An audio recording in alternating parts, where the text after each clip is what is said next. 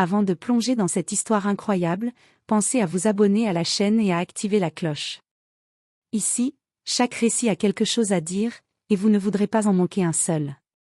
Claire Johnson, 34 ans, vivait une vie tranquille dans son appartement à Boston. Depuis sa séparation avec David Carter, son ex-mari milliardaire, elle avait tourné la page. Mais ce matin-là, tout changea. Une lettre à en-tête officielle reposait sur sa table, elle héritait de la succession de David. Elle sourit d'abord, incrédule. Un héritage, après toutes ces années? Peut-être était-ce sa chance de régler ses finances et de tourner définitivement la page. Mais dès l'instant où elle franchit la porte du cabinet de l'avocat, un sentiment étrange l'envahit. Le coffre-fort de David, imposant et sécurisé, s'ouvrit avec un clic métallique. À l'intérieur, des documents financiers, des bijoux, et cette lettre soigneusement scellée. Chacune était adressée à un enfant au nom de Carter. Claire fronça les sourcils. Elle ignorait tout de ses enfants. Était-ce un plan cruel ou un secret de David? Soudain, un frisson lui parcourut l'échine. Elle sortit les photos jointes à chaque lettre, des visages inconnus, certains souriants, d'autres sérieux, tous liés par un air familier qu'elle ne pouvait définir. Alors qu'elle lisait la première lettre, un murmure semblait traverser les pages. Si tu lis ceci, Claire, sache que notre père t'aimait, mais sa vie n'était pas ce qu'elle semblait être. Cet enfant, et un dernier, celui qui héritera réellement. Prends garde. Le monde de Claire bascula. Ce qu'elle croyait être un simple héritage se transformait en un labyrinthe de mystères familiaux. Qui étaient ces enfants? Pouvaient-ils être vraiment les enfants de David? Et surtout, quel rôle devait-elle jouer dans ce puzzle qu'il laissait derrière lui? Le silence du bureau pesait lourd. Claire serra les lettres contre sa poitrine, consciente que cette découverte allait bouleverser sa vie, et qu'elle était désormais au centre d'un secret trop longtemps caché. Le lendemain matin, Claire Johnson se réveilla avec un mélange de nervosité et d'excitation. Les lettres et photos de cet enfant inconnu reposaient encore sur la table de son salon. Elle savait qu'elle devait agir vite. Qui étaient ces enfants? Et pourquoi son ex-mari ne lui avait jamais parlé d'eux? Décidée à comprendre, elle contacta l'avocat de David, Thomas Reynolds, un homme sévère aux yeux perçants. Claire, dit-il d'une voix grave, ces enfants se sont manifestés dès que la succession a été ouverte. Chacun prétend être héritier. Ils ont été informés par l'avocat précédent de votre ex-mari. Claire sentit un frisson. Elle avait imaginé un héritage simple, peut-être une maison ou une somme d'argent, mais certainement pas cet enfant inconnu qui allait débarquer dans sa vie. Quelques jours plus tard, ils arrivèrent, un par un, dans le salon immense de la résidence Carter. Claire observait chaque visage, essayant de détecter une quelconque ressemblance avec David. Ethan Carter, 22 ans, cheveux noirs et yeux perçants, le premier à entrer, semblait sûr de lui, presque agressif dans son assurance. Madison Carter, 19 ans, grande et délicate, avec un regard à la fois timide et observateur.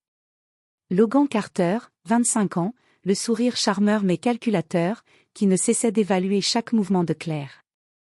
Harper Carter, 18 ans, petite et réservée, tenant ses mains tremblantes, regardant le sol.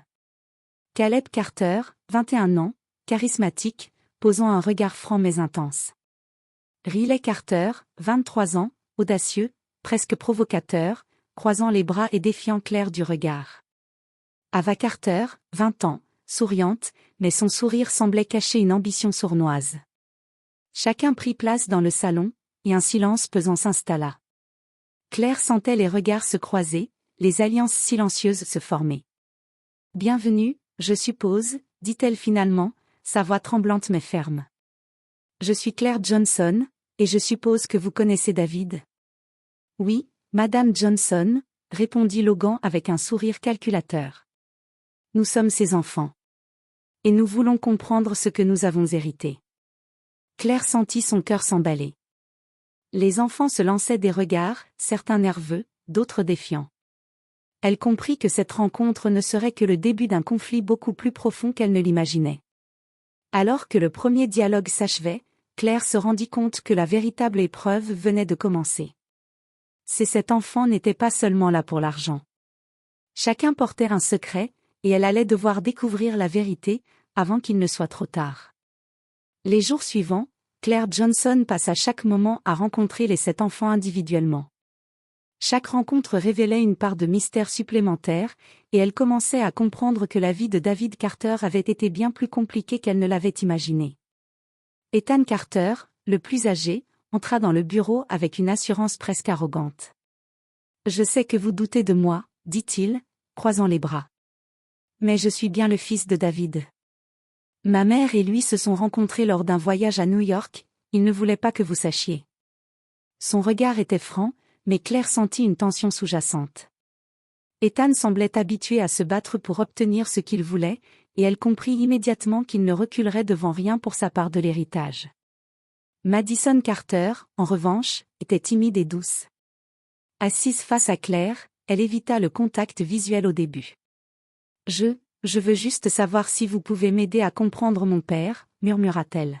« Je n'ai jamais connu ma mère, et il m'a laissée seule. » Sa voix tremblante, ses mains jointes sur ses genoux, inspirèrent à Claire un mélange de compassion et de méfiance. Certaines choses semblaient vraies, mais elle savait qu'elle devait garder ses distances. Logan Carter arriva ensuite, le sourire confiant et un air de calcul permanent. « Claire, dit-il, je pense que vous allez adorer découvrir toute l'histoire. David avait beaucoup de secrets, certains que vous ne soupçonniez même pas. » Son regard traversa Claire comme une flèche. Elle sentit qu'il jouait un jeu plus grand qu'elle ne l'imaginait. Logan semblait déjà tirer les ficelles des autres enfants. Harper Carter, 18 ans, se montra discrète mais perspicace. Elle racontait des anecdotes précises sur David, que Claire ne pouvait confirmer mais qui semblaient crédibles. Sa timidité masquait une intelligence vive. Caleb Carter, 21 ans, était direct et charmant. Il parlait de souvenirs d'enfance que seul un enfant de David aurait pu connaître. Claire sentit une vague d'émotion, certaines pièces du puzzle semblaient enfin s'assembler. Riley Carter, 23 ans, provocateur et audacieux, questionnait Claire comme si elle était sous enquête. Il voulait tester sa réaction, comprendre ce qu'elle savait. Son énergie rebelle mettait une pression supplémentaire dans la maison. Enfin, Ava Carter, 20 ans, souriante mais mystérieuse, se montra énigmatique. Ses histoires paraissaient cohérentes, mais quelque chose dans son regard trahissait une ambition cachée. Claire sentit qu'elle était la plus calculatrice du groupe. À la fin de ces rencontres, Claire réalisa que l'héritage n'était pas seulement une question d'argent. Chaque enfant portait son lot de secrets, de rancune et d'espoir. Et tous semblaient liés à un mystère plus grand, un dernier héritier, jamais mentionné dans les lettres, qui pourrait changer le destin de la succession entière. Alors qu'elle rangeait les lettres et les photos sur son bureau, Claire comprit que sa vie ne serait plus jamais la même. Elle devait découvrir la vérité, avant que les mensonges de son ex-mari et les ambitions des enfants ne détruisent tout ce qu'elle avait construit. Claire Johnson sentit que les choses lui échappaient. Cet enfant inconnu, chacun avec ses histoires, et un héritage qui semblait se transformer en champ de bataille. Elle devait savoir la vérité avant que les tensions n'explosent complètement. Après un appel rapide, elle fit venir Mark Stevens, un détective privé réputé pour sa discrétion et son efficacité. Grand, carré, aux yeux perçants, Mark avait l'air d'un homme capable de démêler les secrets les plus tordus. « Claire, commença-t-il, vous me demandez de vérifier l'identité de ces enfants. Je vais faire des recherches ADN, des enquêtes généalogiques et des vérifications de leurs histoires. » Le lendemain, le détective commença son travail. Les enfants furent surpris par sa présence. Certains étaient confiants, d'autres nerveux. Mark procéda méthodiquement, expliquant à Claire. Certains d'entre eux sont presque certainement les enfants de David. Mais pour d'autres, il y a des incohérences. Les dates, les lieux, certaines personnes mentionnées, tout ne colle pas. Ethan réagit vivement. « Vous doutez de moi ? Je suis son fils, hurla-t-il. Mais Mark ne se laissa pas intimider. Madison baissa les yeux, visiblement soulagé que quelqu'un prenne les choses au sérieux. Logan, toujours calculateur, sourit. « Vous pensez que vous pouvez trouver des preuves contre moi ?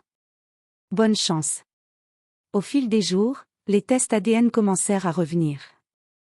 3 enfants avaient des résultats clairs, ils étaient liés à David.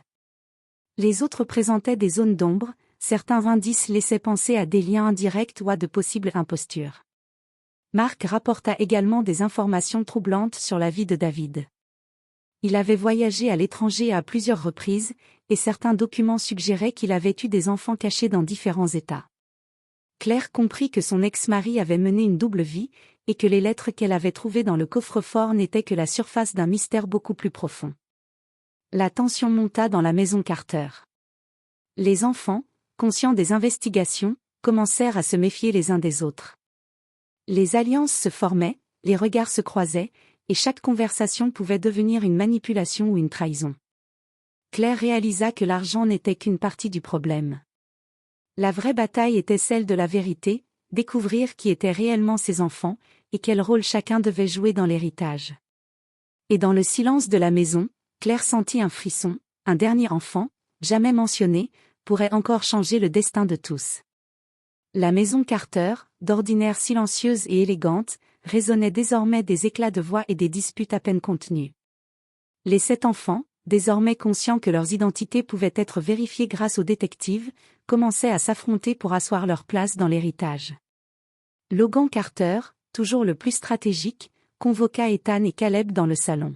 « Écoutez-moi bien, dit-il, si nous voulons obtenir la plus grosse part, il faut être unis. On ne laisse pas Madison ou Ava décider à notre place. » Ethan, toujours impulsif, leva les yeux au ciel. « Je ne suis pas sûr de vouloir suivre tes plans, Logan. Si je découvre que tu me trahis, crois-moi, tu le regretteras. » Le ton monta rapidement. Caleb, tentant d'apaiser la situation, se retrouva pris entre les deux frères. Pendant ce temps, Ava, la plus calculatrice, se rapprocha de Claire. « Je peux vous aider à comprendre ce que chacun veut, dit-elle avec un sourire mystérieux. Mais il faut que vous me fassiez confiance. » Claire sentit aussitôt qu'Ava manipulait la situation à son avantage, et décida de rester prudente. Madison et Harper, les plus jeunes, tentaient de calmer les esprits, mais leur fragilité les rendait vulnérables face aux disputes des plus âgés. Elles observaient en silence, notant chaque mot, chaque geste, conscientes que tout pouvait influencer l'héritage. Le détective Mark Stevens rapporta les premières incohérences dans les histoires de certains enfants. Cette nouvelle sema un vent de paranoïa, chacun commença à douter de son voisin, se demandant qui était véritablement l'enfant légitime de David. Une dispute éclata dans la salle à manger. Ethan accusa Riley de mentir sur son âge et ses souvenirs, tandis que Logan soutenait Riley, espérant diviser les alliances. Les voix s'élevaient, les visages se crispaient. Claire, en plein milieu de la pièce, sentit la situation lui échapper. À ce moment précis, elle comprit que la maison Carter n'était plus un lieu de souvenirs familiaux, mais un champ de bataille où les mensonges et les ambitions se mêlaient. Et dans l'ombre, elle se rendit compte qu'un secret plus profond restait à découvrir, celui du mystérieux 8e enfant que David avait mentionné dans ses lettres. Alors que la nuit tombait sur la grande maison, Claire s'assit seule dans le salon, entourée des lettres et photos des enfants. Son cœur battait la chamade. Elle savait que les prochains jours décideraient non seulement de l'avenir de l'héritage, mais aussi de la vérité sur David Carter et sa double vie. Claire Johnson passa la matinée dans le bureau de David, entourée de piles de documents, lettres et photos qu'elle n'avait pas encore examinées. Parmi elles, une série de lettres scellées, écrites par David à chacun des enfants. Claire sentit un mélange d'appréhension et de curiosité, ces lettres pourraient contenir la clé pour comprendre toute cette histoire. Elle commença par ouvrir la lettre adressée à Ethan. Les mots étaient directs, David évoquait leur rencontre, la vie cachée qu'ils avaient partagée et les sacrifices qu'Ethan aurait à faire pour se faire accepter. Ethan, fils légitime, avait été élevé loin des yeux du public, mais David avait laissé des instructions précises pour son avenir. Ensuite, Claire lut la lettre de Madison. Celle-ci révélait que sa mère avait été une collègue de David lors d'un projet humanitaire à l'étranger. David avait promis de la protéger, mais la vie avait pris un tournant tragique. Madison avait été laissée dans l'ignorance, mais avait toujours conservé un lien inconscient avec son père. Les lettres suivantes révélèrent un schéma surprenant. Certains enfants avaient été conçus lors de voyages secrets, d'autres avaient été placés dans des familles adoptives sans connaître leurs origines. David avait pris soin de laisser des instructions pour chacun, mais avait toujours gardé le secret de leur existence aux yeux de Claire. Logan et Ava, les plus manipulateurs, recevaient chacun des lettres ambiguës, les encourageant à être ambitieux et à se protéger les uns des autres. Ces mots étaient calculés, créant une compétition naturelle entre les enfants.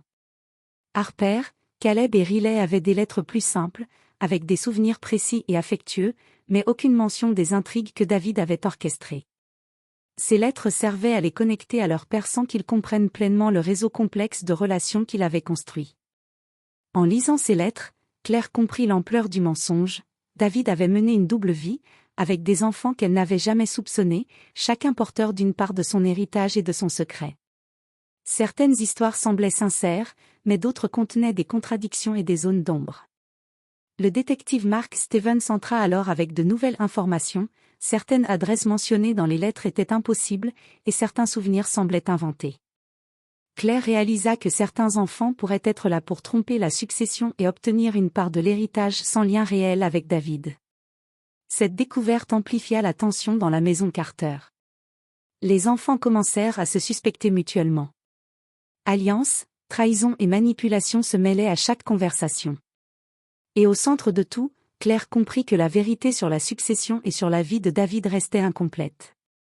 Alors qu'elle refermait la dernière lettre, un frisson la parcourut. Au milieu de toutes ces révélations, une lettre restait introuvable, celle destinée au mystérieux 8e enfant. Celui-ci pourrait bien bouleverser toute la répartition de l'héritage et changer à jamais le destin de la famille Carter. La tension dans la maison Carter avait atteint un niveau insupportable.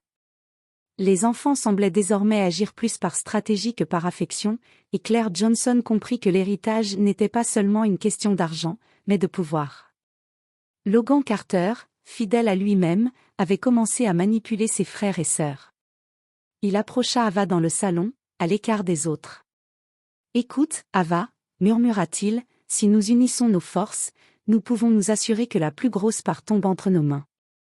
Les autres ne savent rien de ce que je sais. » Ava sourit, mais son regard trahissait une ambition plus grande encore. « D'accord, Logan, mais je garde mon propre plan. Je ne me laisserai pas doubler. » Pendant ce temps, Ethan commençait à suspecter quelque chose. Il avait remarqué les regards complices entre Logan et Ava. Une nuit, il se glissa dans le salon pour les observer et surprit une conversation où ils discutaient de manipuler Caleb et Riley pour obtenir davantage de contrôle sur l'héritage. Le lendemain, la confrontation éclata. Ethan accusa Logan et Ava de conspirer derrière le dos des autres. Les voix s'élevèrent dans le hall principal, chaque enfant prenant parti. Caleb tenta d'apaiser les esprits. « Arrêtez. Si nous continuons comme ça, nous risquons de tout perdre. » Mais la colère d'Ethan et la fierté de Logan rendaient toute discussion impossible. Claire, témoin de cette explosion de conflit, sentit qu'elle devait intervenir avant que la situation ne dégénère. Elle convoqua tous les enfants dans le salon et parla avec autorité. « Je ne suis pas ici pour prendre parti, dit-elle. Mais je veux que chacun soit honnête. Vos mensonges et vos manipulations ne feront qu'empirer les choses. » Les enfants baissèrent les yeux, mais l'atmosphère resta électrique. Le détective Mark Stevens profita de la confusion pour informer Claire d'une découverte capitale. Certaines lettres de David contenaient des instructions précises pour certains enfants, mais d'autres semblaient fabriquées pour semer la discorde. Cela confirmait les soupçons d'Ethan. Logan et Ava jouaient un double jeu. À la fin de la journée, Claire comprit qu'elle devait non seulement découvrir qui était réellement l'héritier légitime, mais aussi déjouer les manipulations des enfants. Elle réalisa qu'une seule erreur pourrait transformer la maison Carter en un véritable champ de bataille. Et dans l'ombre, une pensée la hantait. Le mystérieux 8e enfant, celui jamais mentionné dans les lettres, pouvait bien bouleverser toutes les alliances et redistribuer l'héritage de manière inattendue. Claire Johnson se sentait piégée dans un labyrinthe de mensonges et de manipulations. Les tensions entre les enfants étaient à leur comble, et malgré l'aide du détective Mark Stevens, elle savait que la vérité sur l'héritage de David Carter lui échappait encore. Un après-midi, alors qu'elle examinait à nouveau les documents du coffre-fort, elle tomba sur un petit carnet relié en cuir, soigneusement caché derrière une pile de lettres. Le titre manuscrit était simple, « À celui ou celle qui héritera réellement ». Claire sentit son cœur s'accélérer. Ce carnet semblait être la clé de tous les mystères. En l'ouvrant, elle découvrit des notes détaillées de David, des dates, des lieux, et surtout, des références à un enfant jamais mentionné dans les lettres, le mystérieux 8e enfant. David écrivait. Si tu lis ceci, sache que ma succession repose sur la vérité. Cet enfant connaisse leur existence, mais seul le 8e héritier, celui que j'ai toujours protégé dans l'ombre, pourra recevoir la totalité de mon legs. Prenez garde aux imposteurs. Claire se tourna vers Mark Stevens, stupéfaite. Il y a un 8e enfant, demanda-t-elle. Mark hocha la tête, l'air sérieux. Oui. Et je parie que c'est la pièce maîtresse de tout ce chaos. Il ou elle pourrait complètement redistribuer l'héritage. Immédiatement, Claire se lança dans les recherches. Elle examina toutes les lettres et photos, cherchant des indices, des lieux de naissance, des voyages, des contacts que David avait pu mentionner. Peu à peu, un nom surgit d'ombre, Jordan Carter, 26 ans, vivant sous une fausse identité dans une ville éloignée. Elle décida de le contacter discrètement. Quelques jours plus tard, elle rencontra Jordan dans un petit café. Il ne savait rien de sa filiation. Quand Claire lui révéla qu'il était le fils de David, Jordan recula, incrédule et choqué. « Vous vous moquez de moi, ce n'est pas possible, » murmura-t-il. Mais un test ADN rapide confirma la vérité.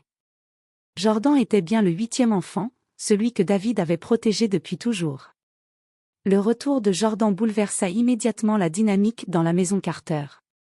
Les 7 autres enfants, inconscients de sa véritable existence, continuaient de s'affronter pour l'héritage, tandis que Claire comprit qu'elle détenait désormais la clé pour rétablir la justice.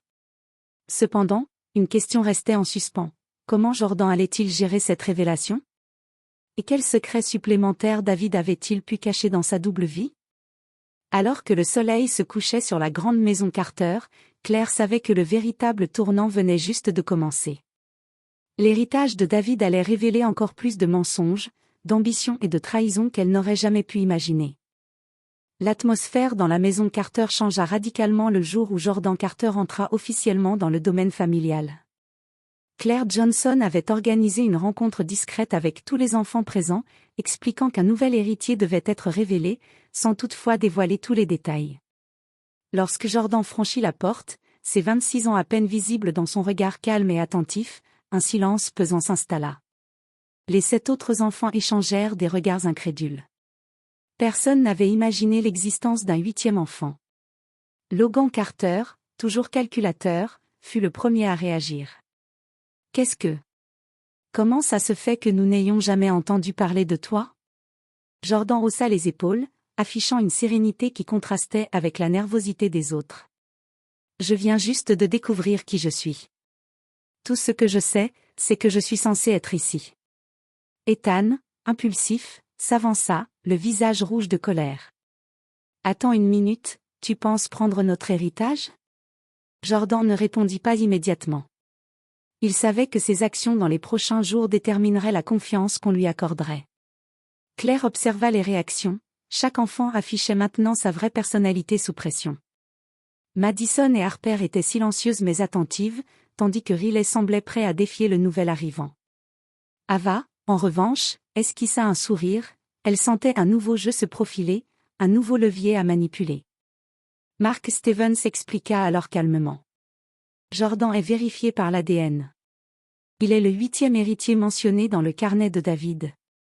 Sa présence change toute la dynamique de la succession. Jordan se tourna vers Claire. Qu'est-ce que je suis supposé faire maintenant? Observer, apprendre, et décider de ce que tu veux faire avec l'héritage, répondit Claire avec fermeté. Mais sache que certains ici feront tout pour te manipuler. La tension monta instantanément. Logan et Ava échangèrent un regard complice, tandis qu'Ethan serra les poings, prêt à se battre pour ce qu'il croyait être juste. Jordan, cependant, resta calme et commença à poser des questions sur la vie de David, les secrets qu'il avait gardés, et les véritables intentions des autres enfants. Ce fut le début d'une série de confrontations explosives. Les alliances se redessinèrent presque immédiatement, certains enfants tentèrent de se rapprocher de Jordan pour bénéficier de son influence, tandis que d'autres complotaient pour le discréditer. Pour Claire, l'arrivée de Jordan apportait à la fois un espoir et un danger, il représentait la vérité ultime sur l'héritage, mais il pouvait également déclencher une guerre totale au sein de la famille Carter. Alors que la journée se terminait, Claire comprit une chose essentielle. Désormais, chaque mouvement serait stratégique, chaque parole pesait. L'héritage de David n'était plus seulement une question d'argent, mais un véritable jeu de pouvoir, où le moindre faux pas pouvait tout faire basculer. La maison Carter était devenue un champ de bataille silencieux. Chaque pièce résonnait des murmures et des alliances secrètes. Avec l'arrivée de Jordan, les 7 autres enfants se sentaient déstabilisés. Certains cherchaient à le rallier à leur cause, d'autres à le discréditer. Claire Johnson, consciente que la situation pouvait rapidement dégénérer, convoqua tous les enfants dans le grand salon. Elle posa sur la table les lettres de David, les photos, et les preuves ADN. Le silence fut immédiat. « Je veux que tout le monde parle maintenant », commença Claire, calmement mais fermement. « Les mensonges et les manipulations doivent cesser. Vous êtes tous ici pour l'héritage de David, mais seuls les enfants légitimes recevront ce qu'il a prévu. » Logan, toujours calculateur, tenta de prendre la parole. « Claire, certaines choses ne sont pas ce qu'elles paraissent. Nous savons tous qui devrait recevoir quoi. » Ethan l'interrompit violemment. « Ne mens pas. Tu as manipulé Ava et essayé de nous diviser dès le début. » La tension explosa. Ava admit alors son rôle. « Oui, j'ai joué le jeu, mais je n'étais pas seule.